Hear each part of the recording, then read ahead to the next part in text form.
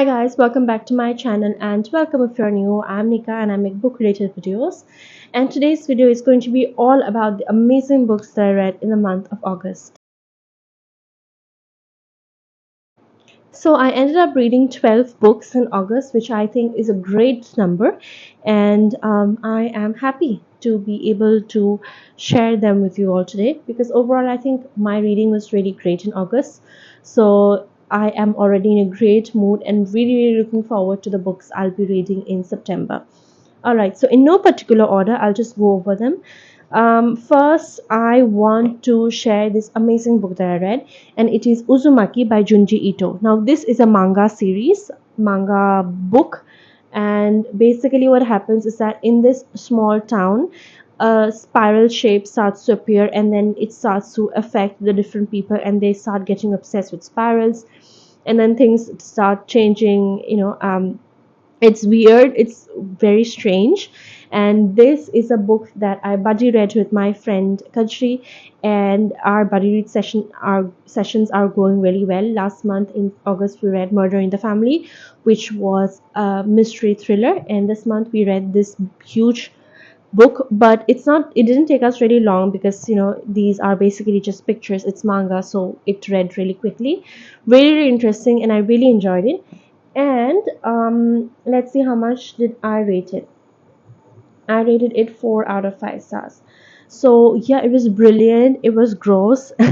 And at some points we were like, how does the author even come up with these ideas? So that's that. We actually also ended up watching this Netflix show called Tales of the Macabre, stories by Junji Ito, and that was also really great. So yeah, this is a book that was very different from what I generally read, but I would definitely recommend you if you want to read something like that. Now, this was my first manga, so if you are a person who reads a lot of manga, then you need to give me suggestions. Then we are going to talk about a couple more mystery slash thrillers. I was in the mood for some Agatha Christie this month, and that's why I picked up The Mystery of the Blue Train. This is a Hercule Poirot mystery. Basically, there is a murder that happens on this really famous blue train, and a lot of surrounding subplots are happening. And at the end of this book, we see that all of these subplots kind of merge together to form the main plot that led to the actions because of which this main murder took place. Again, like classic Christie, this was a really enjoyable book. I personally am a big fan of the character of Hercule Poirot compared to the others that have been created by Agatha Christie, so this was a joy to read. This was actually my friend's copy, so I am really grateful to her for sharing this with me. I had really a lot of fun, and this was very quick also. I've seen that all Agatha Christie books are pretty quick reads. I rated it at 3 stars. Now let's talk about a book that really kind of made me upset. Not upset, but really sad about how much of an overhype it was. So the book that I'm talking about is a non-fiction, and it is The Year of Magical Thinking by Joan Didion. Now this is sort of a memoir that the author writes after the loss of her husband and serious health concerns that her daughter is going through. This is a book that deals a lot with grief and how to deal with it, apparently. Now, I should give a disclaimer that this is a memoir. So that means it's a real thing, a real events that happened to the author and the author's lives and how she dealt with them. So I am trying to be very objective when I say this, that I did not like this book. That said, since it is a memoir, I would suggest if you want to read something like this, that deals with grief and loss, you can definitely give it a try and see for yourself. As for me, I did not enjoy it. Not enjoy also. I think this left me really feeling unfulfilled because I felt like it did not actually really talk about dealing with grief as much as it claimed it would. So it was a big kind of loss for me, I feel. And yeah, sadly, I don't have a lot to speak about it. I can see why so many people like it. It was just not for me, but definitely give it a try. I rated it 2 out of 5 stars. I felt bad also doing that, but then I also read 3 graphic novels, and these are Saga volumes 7, 8, and 9. They are by Brian K. Vaughan and Fiona Staples. Brian K. Vaughan is the writer, and Fiona Staples is the illustrator. I have been reading the rest of the books this year, so that is why I picked up 7, 8, and 9, volume 7, 8, and 9 now. In these books, there is only one major character that is new, but other than that, it's all the old characters, their adventures. There is a cliffhanger as well, and overall, it's really great. I really enjoy this series. I have been reading it on Everend, which was formerly Scribd. Really, really enjoying it. The art style is fun, and that's what I should tell you, that this is not a graphic novel series or a comic series for kids. It's strictly for adults, because there are some very graphic scenes which are of course not for kids, like really graphic scenes.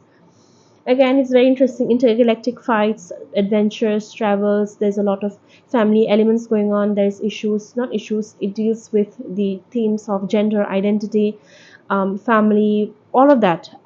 So yeah, I think this was done really well, and it was really fun going back to this world after a more or less long break. So yeah, I think I individually rated all of these 4 stars to each of these 7, 8, and 9 ninth volumes. So yeah, really enjoyed these. I read another graphic novel, and this was again a sort of buddy read with Kajri, and it is A Gift for a Ghost by Borja Gonzalez and Lee Douglas. This book really tried, but we did not really get into it. There are like some sorts of time loops or alternating timelines, two girls. I think this could have been done much better.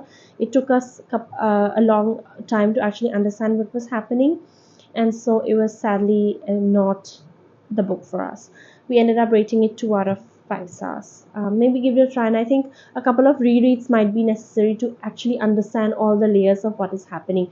And we read it once and only, of course, and we got a basic idea of what's happening. But I think with subsequent rereads, we would have perhaps gotten more out of it, but we didn't. So yeah, a 2 out of 5 stars. Then let's talk about the romance book that I read this month, and it is You're So Vain by Angela Casella. Now, in this book, we have this guy called Shane, who is a hotshot lawyer who's just quit his really good job because it clashes with his integrity. And we have Ruthie, a single young mom who is trying to make ends meet. Now certain events happen. There is a fortune teller psychic involved, and these two end up getting married in a marriage of convenience. So it's basically a brother's best friend kind of trope, and a marriage of convenience. There's also a little dog involved. There's also a little kid involved. The world, they're friends. It's a very close knit group, and it was pretty enjoyable the way they got together, and how they fell in love. So it was fine, it was great, but I really enjoyed reading this after a long time, since I it's been a long time since I read some decent romance, I think. So yeah, really liked it, but that said, it's not very mind blowing. I rated it 3 out of 5 stars. Then let's get back to thrillers, and we have Chris Carter's The Death Watcher. This was a review copy from Simon and Schuster. I'm really thankful to them for sending this to me. It's basically a whole series. I think, let me check. It's a 13th book in the Robert Hunter series. So Robert Hunter is one of the detectives, Robert Hunter and Carlos Garcia. So what happens? It's very much forensics. A body is discovered which has apparently committed suicides, but then the doctor who is checking everything, she discovers that it's actually, the suicide might have been a cover up, and the person had already been murdered beforehand. So this was really interesting to see how the mind of that particular serial killer worked, and discovering things, deducing basically from what knowledge they have, which is of course in the beginning very limited, and then from there on building it up. So yeah, this was really interesting, and again, it's a pretty quick read. There's also a lot of humor involved with the way how the two detectives talk with each other, and we as a reader are given a glimpse of the murderer, the actual killer as well. And it's very interesting to see the detectives reach the point where we are already at, because we've seen the killer as well. So this was a pretty interesting read, and I rated it 3 out of 5 stars. This was also a very quick read, I have to say, and yeah, it was a floppy paperback, so I read it pretty quickly.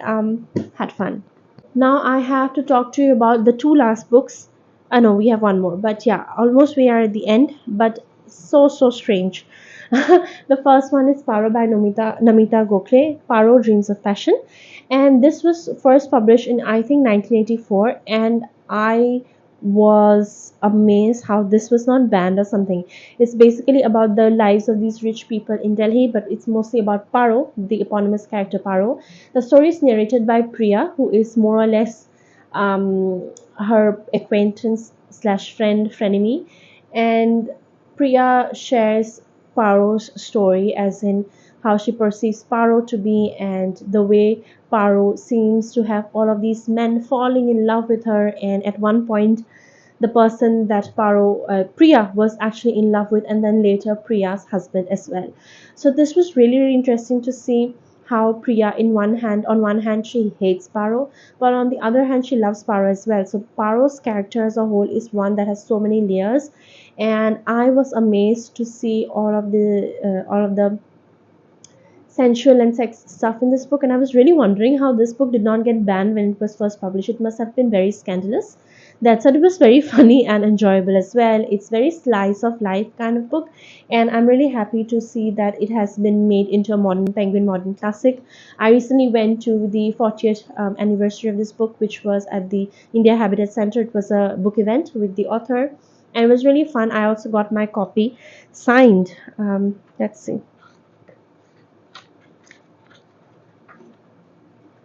Yeah, so I got my book signed. I'm not able to hold it properly, but yeah, really, really happy. Overall, I really enjoyed this. This was very fun, and I think it's a book that I would definitely recommend my girlfriends to read. It was fun for sure. I ended up rating it 3 stars. Then let me talk about the 5-star read that I found in the month of August, and it is The Women Who Would Not Die, stories by Uddipana Goswami. Many thanks to Tanu and Speaking Tiger for sending this book to me. Now, this is a collection of 12 short stories, and oh my god, what amazing stories. Now, these are all set in Assam, or if not set in Assam, revolving around the Assamese identity. And this was actually so good. I loved how the author explored so many different themes in each of the stories. We had this woman trying to find her writing voice, this woman trying to write, the price that women have to pay for the safety of our whole society in a place where there is so much of the government military enforcement, especially in places in the northeast, because of the insurgency. Then the insurgency itself, how young men are drawn into it, the reasons why they might have joined it, and all of that. This book shows both sides of the um, line, to be fair, and I really, really loved it. I enjoyed all of these stories, but some were just mind blowing, and I really loved it. It also spoke so much about the Assam Andolan, the famous Assam Andolan, then about falling in love with people from different, let's say, subgroups within Assam, because in Assam, within the Assamese identity, also now we have so many different subgroups based on perhaps where they came from, the fact that they were brought from places like Bihar to work in the tea fields, and now they have settled here. And although they might call themselves Assamese people, there are other people who will not accept them ever as a fellow Assamese, and all of that. There are religious boundaries, there are ethnic boundaries, so many of these that the author explores and plays with in portraying all of that in this book. And I mean, I just said that I rated it 5 stars, so it's no wonder. I would really like you to check out this book as well. Really, really amazing. Lastly, I have another weird, short story collection that I want to share with you all, and that is Salt Slow by Julia Armfield. Now, I recently read Our Wives Under the Sea by this author. Really, really, I mean, I enjoyed it. The theme was good, but I did not particularly enjoy the story, the way it was written. The concept was good.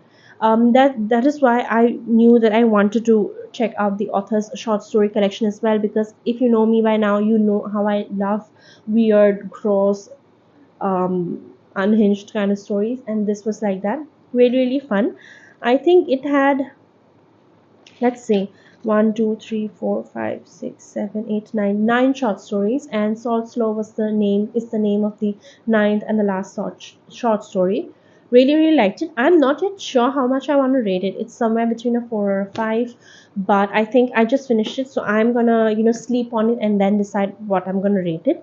But again, very weird, very unhinged, and sometimes disgusting stories. And with these stories, you have to wonder how the authors even came up with these ideas. So yeah, many many. No, no, this was not a review copy, but yeah, I really enjoyed this book, and I would recommend it to you as well.